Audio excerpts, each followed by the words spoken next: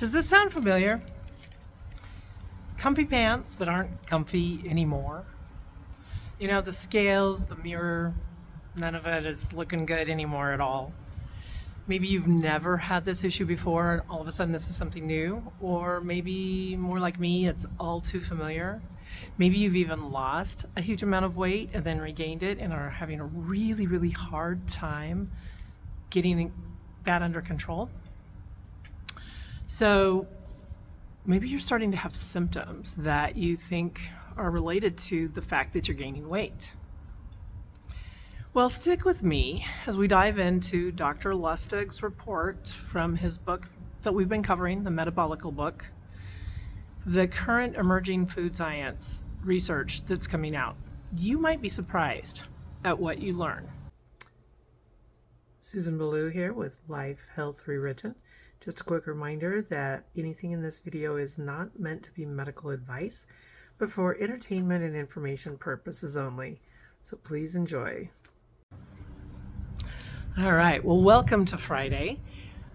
It's a little bit later in the day, as I'm sure that you're seeing from the post. I did not end up getting my Friday post completed last night like I typically try to do, because I was still working on some other stuff. I've been putting together revamping my website and really working on some business stuff.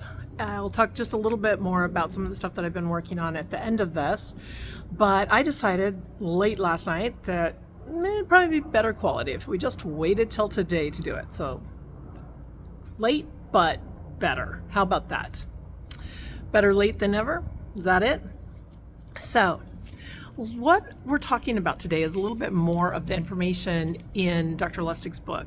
And there's been some themes throughout this process that I've been working on. One of them has been the issue of regain and not being able to figure out what to do differently, why am I messing up, or knowing but not knowing how to really fix it, how to keep from doing the things that cause it, even if you've kind of got an idea of what it is that you are doing that's causing it.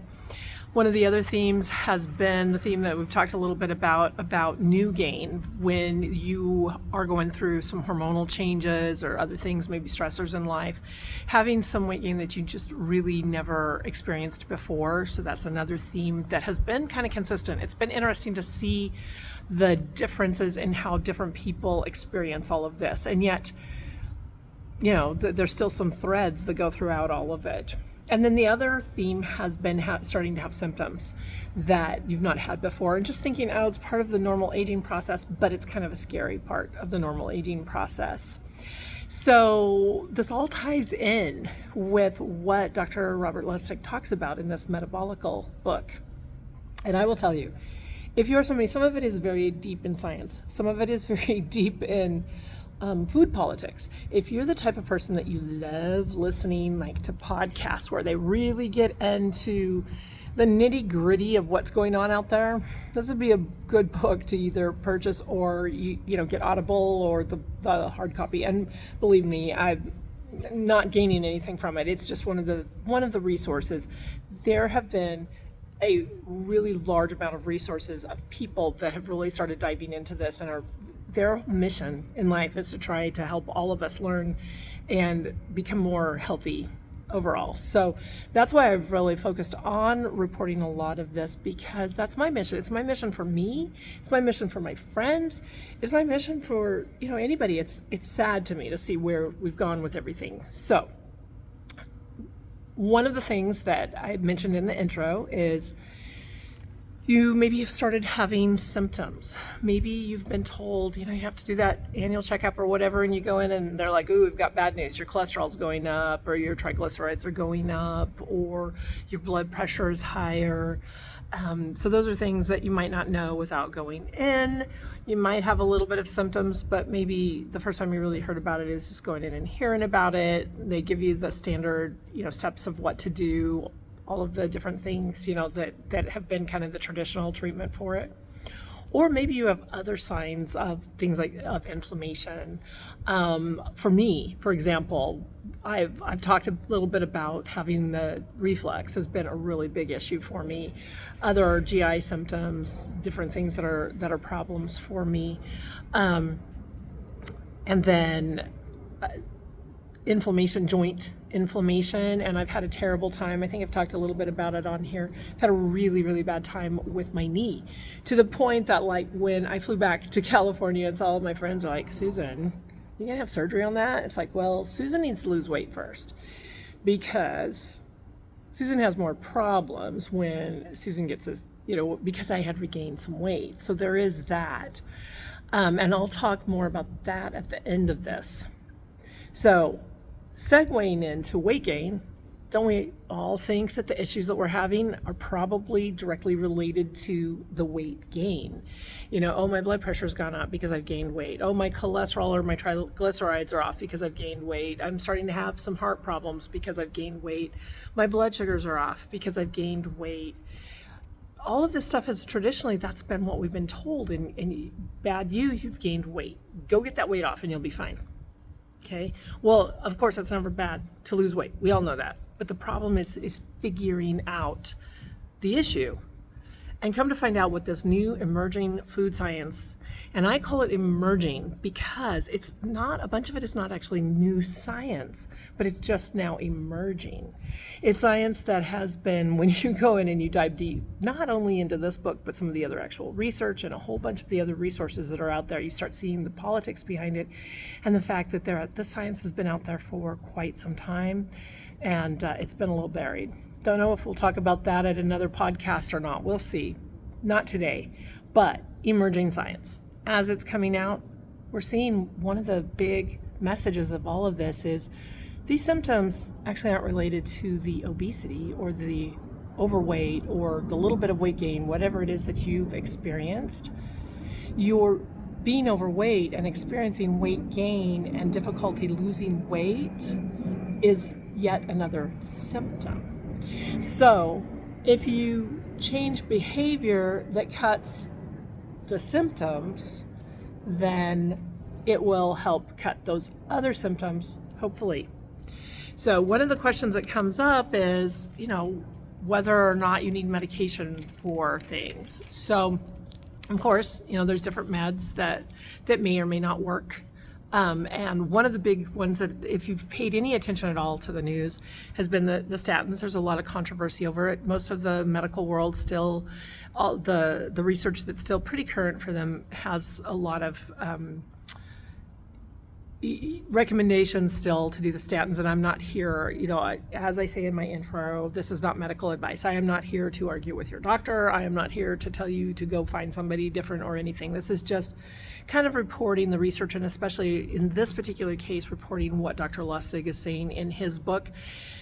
But part of the reason I like his book is because I have done years now of diving deeply into this, and his book does a good job of summarizing all of the different stuff that all of the different research is talking about that you can find in the medical journals that do cover it, in the articles, in the reports from different people, all of the different, kind of gurus that we've talked about in here already, some of the different leaders in this world, in this food science world. So one of the things, though, for example, just to give you a little bit of an example of what the conversation is that's currently happening between these different groups of thoughts, is that statins are just a great example. The current research that has just recently been posted, there's more, but I'm just going to summarize a little bit of what he said. I'm not going to dive deep into all of it. It's very sciencey. But there are currently fewer dying from heart attacks, but the numbers of actual heart attacks that are occurring are increasing. And so they feel like that is more due to the fact that there's better, faster treatment, that there's better rehab afterwards, that it's getting caught quicker, ambulance right in and they do stuff right away. They have protocols to get things going, they get the stents in or whatever. So And so the argument about some of these medications, and the statins in particular, is do they really cut down on the risk of the heart attack itself? So that's a question that, some of this I'm not going, I would leave to you to go in and look a little bit further, or, there's more information. And if you're interested in the information, there are references. He's got a lot of references, and I'd be more than happy to, send out references for you, or the website where you can go in and grab them. But I'm not going to post that here. That's, if you want that, go ahead and, let me know. One of the questions that people will talk about is genetics, that our genetics create, the heart issues or the blood pressure issues or whatever. And I've referred to this before, that this yet again is another one of those situations where the genetics may play a part on how your body reacts and what types of symptoms you get. The final decision on that is still out, but that may be the case. But a good share of the underlying cause is related to our diets, and specifically a few things that we're doing in our diets, and we'll look at that a little bit deeper here. So the interesting part of that is, we've always been told diets, but what this book and what the emerging science is really, really showing is that it's not the diet focus that we have been told, it's a different focus. So let's move on and let's talk about some of the issues with, like, the cholesterol argument and the blood work that is reported here, reported elsewhere. Very, very lots of research about it, that he has provided and that others have provided and have talked about as well. And of course, you can always find two sides to things. So it kind of depends on the research that you're looking at, but there is science to really support this. It's not just, crackpot, or it's not an N of one that I found this, so this worked for me. This is actual real science. It's real, measured differences and things like that. So what they are finding is, first of all, you may have heard of different types of the cholesterol. That has become a thing where people are very aware of that. There's the LDLs, the HDLs, the fluffy ones that are kind of better for you, that you actually need to survive, really. Your body needs those. And then there's the small, dense ones that can get in and get caught in the blood vessels and things like that and cause the actual stiffness and the damage, and is what their thoughts are. And then the triglycerides, if those are elevated, those are like a fat. I'm not going to go into all of what that is, but with the triglycerides, if that's elevated, that puts you at a higher risk. Now, here's the bad news. And everybody says, oh, we know where she's going with this. The bad news is that what this emerging science is really starting to point out and show is the underlying cause of all of these issues. Now, what I'm going to mention, and I've already mentioned this in a podcast earlier talking about his book. I think it was 2 or 3 podcasts ago. We talked about the diet that he subscribes to, and he does not subscribe to diets such as, I only believe in keto, I only believe in paleo, I only believe in Mediterranean, only believe in vegetarian, or whatever. He leaves that up to the person and how they are feeling on stuff. And it's very interesting because that's one of the things that I've talked about on here, that I found it really varies for the person. So I'll talk just a bit more about that in a little bit. But the bad news, once again, is that there are certain things that no matter which diet you follow are a culprit, according to all of this emerging science, and really, really the thing to hone in on and focus in on no matter what your situation is. So it's kind of a trifecta. It's the refined carbohydrates that are found in, like, the processed yummy goodies, the things like we've talked about that light our brain up, the things in the pastry cabinet that are so good when you go and look, that you just can't hardly leave alone because there's a whole part of addiction. We're not going into the addiction today, but that's a big part of all of this, and figuring out how to get through that and how to use your hormones and your changes to fight that addiction. bit more today, but not really going too much in that. So refined carbs, and yes, sugar. And specifically what they're finding even more than the glucose, and this is newer science, because I remember when I was in a program, probably it was when the kids were little and they're in their 30s. Sorry, kids. So probably at least 20 years ago, there was a focus on having fructose, replacing fructose with sugar, and that would help. And it sort of did. I mean, I lost some weight, but then the minute I tasted something like it was a piece of really yummy chocolate cake on a New Year's Eve night. I still remember it. And I think I've shared about that before, that it was just like boom, and I was gone, and all that weight plus more gained back. But now they're saying that the chemistry of that fructose actually is maybe the culprit that's really, really hard on your body. So that's more stuff that I'll dive more deeply into, not going to go into a lot. It's just a little bit of a report of what he's talking about in here. And then the third part of this really, really big issue is inflammatory oils. And so lots of those out there, most of our stuff. And unfortunately, the one type of oil that is not inflammatory to our body is the one that we have been told is terrible for us.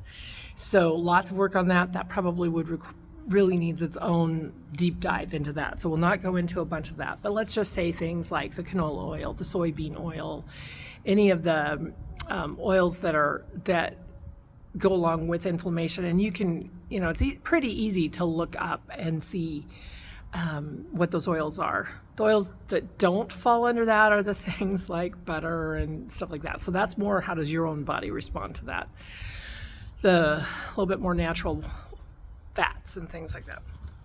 And isn't that interesting? Completely different than what we've been told for a long time. So I'm going to reiterate again, this isn't just me giving medical advice or anything like that. This is just reporting the research that has been discovered in these different scientific studies, like even with his UCSF, there's a bunch of different places all over, lots in there. And here again, I know I sound like a broken record for any of you that are old enough to know what that is. Going back and forth over and over and over again. Just reporting, there's a list of the different things. This is not crackpot, anecdotal, whatever. It's out there. It's just emerging. We're just learning more about it. So, moving on. Number one cause of things like your triglycerides going up, they're finding, is not from this issue with like the LDLCs, your low density cholesterols even. Here we go. It's insulin resistance is what they're finding. So metabolic syndrome, and the specific part of metabolic syndrome that's the insulin resistance. And if you don't remember what that is, I've done a little bit of stuff on it already, so go in and take a listen to it. I think I also had some in my podcast from before as well, possibly, but definitely in this video. Reach out to me. If you've got questions, I'd be more than happy to talk to you about it offline as well. Just to kind of answer and give you the resources and stuff like that. A U.S. study shows that 66% of heart attack victims had metabolic resistance that was directly related to insulin resistance. That was their number one cause. And the number one cause of the triglycerides being high is insulin resistance. So you kind of have to follow the sugar. Remember the old follow the money? Well, it's follow the sugar, all right? And the way that a really good indicator, if you have insulin resistance, isn't, I'm skinny, so I don't have insulin resistance. No, it's your triglycerides being up. Now, obviously, it can be some other symptoms too, because maybe it didn't impact your triglycerides, but like we were talking about last week or a couple weeks ago with the Hashimoto's, it did other things like the extra fat around your liver caused some issues with thyroid, all of these different things that just happen that are just chain of events that are caused by the same thing, insulin resistance. So now we're going to go on. We talked a little bit about the cholesterol and the triglycerides and the cardiac disease. Let's talk about blood pressure. Well, lo and behold, follow the sugar. Insulin resistance. So if you have insulin resistance and your vascular system and your kidneys tend to be the thing that are, kind of the low-hanging fruit that it grabs. Sorry. Low sodium excretion in the kidneys is usually caused by insulin resistance. So what does that mean? For me, brings back A&P a long time ago. But what that's basically saying is that insulin resistance makes it hard for your kidneys to get rid of the extra salt. So you retain the salt, which then means you retain the sodium, which then gives you more resistance. Your vascular system is more resistant, causes more issues, everything to back up, raises your blood pressure. When you cut the sugar, which doesn't mean just table sugar, of course. I'm going to go back to that. The refined carbohydrates, these processed foods, that all of them have, a lot of them, let's say 90% of them at least, have sugars. They may not say sugars in them, but you go on down the list and there's different kinds of, it says sugar-free, but it doesn't say maltodextrin-free, for example, different things like that. The actual sugars. Now, there are some of these things like the stevia and some of them that I'm not going to get into a big argument by that, but you would have to see how your body reacts to those. Those typically, though, don't seem to create the same chain of events. The alcohol, what are called alcohol sugars. And as I said, there's a lot of argument out there on what's healthy, what's not with that. Now, I'm not talking alcohol. Alcohol does some different stuff to your body as well, but alcohol itself, your body recognizes more of a poison, and that would be a whole nother thing later on that. And there again, a lot of times the thing that they're finding that people really run into trouble with the alcohol and the addiction and all of that is actually the sugar that's in them. So that's a whole other road. We're not going to take that bunny path today. But returning back to the blood pressure, sodium being retained as soon as when you cut these different sugars, the table sugar, the glucose, the fructose, the all of the other kinds of hidden sugars that are in there, the processed foods, the very processed flours and grains and things that break down in your body almost immediately to actual sugars within your body, all of that stuff.